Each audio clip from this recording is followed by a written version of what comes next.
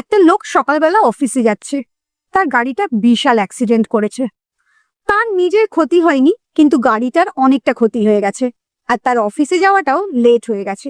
সে প্রচন্ড রেগে গেছে, সে চিৎকার করছে, ঝগড়া করছে যার সাথে অ্যাক্সিডেন্ট হয়েছে তার সাথে। তারপরে অফিসে দেরি করে ঢুকেছে, অফিসে ঢুকেও তার সেক্রেটারিকে, সাবঅর্ডিনেটদের সবার সাথে চেঁচামেচি করেছে, বকা দিয়েছে। তার মেজাজটা তো খারাপ হয়েছেই, তার সেক্রেটারিরও খুব খারাপ লেগেছে, তাকে খুব বাজে মতন বকা দিয়েছে।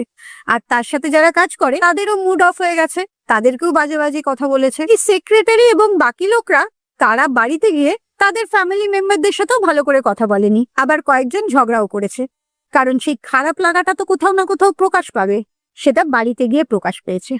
এই একটা লোকের একটা গাড়ি অ্যাক্সিডেন্টের ফলে সেই লোকটার সারাদিনটা নষ্ট হলো, তার সেক্রেটারির সারাদিনটা নষ্ট হলো, সেক্রেটারির বাড়ির লোকের সারাদিন নষ্ট হলো, এবং আরো আশেপাশের লোকরা আর তাদের বাড়ির লোক, এই এতগুলো মানুষের মেন্টাল হেলথটা নষ্ট হলো।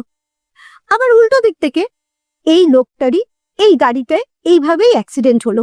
লোকটা ইউনিভার্সকে থ্যাংক ইউ জানালো যে এত বড় অ্যাক্সিডেন্টেও তার নিজের কোনো ক্ষতি হয়নি, ক্ষতিটা গাড়ির ওপর দিয়ে গেছে। সে অনেক শান্তি পেল, সে নিজের লাইফের ভ্যালুটা আরো ভালো করে বুঝতে পারলো। একটা মানুষের মূল্য গাড়ির মূল্যের থেকে অনেক বেশি, এবং তার জীবনটা সেফ আছে। তাই সে শান্তভাবে অফিসে গেল, অফিসে গিয়ে ঘটনাটা সবাইকে বলল, এবং সবাইকে এটাও জানালো যে প্রত্যেকের জীবনের মূল্যই অনেক বেশি।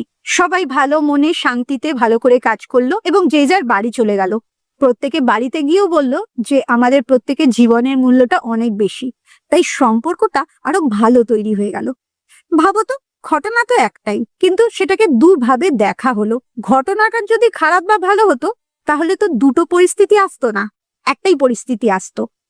আর এটাকেই বলে যে ঘটনাটাতে তুমি রিয়াক্ট করলে না রেসপন্ড করলে।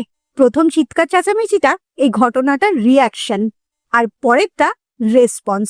তাই সবসময় চেষ্টা করবে কোনো ঘটনাতে রেসপন্স করতে, রিয়াক্ট না করতে। তাহলেই দেখবে জীবনটা অনেক সুন্দর হয়ে গেছে।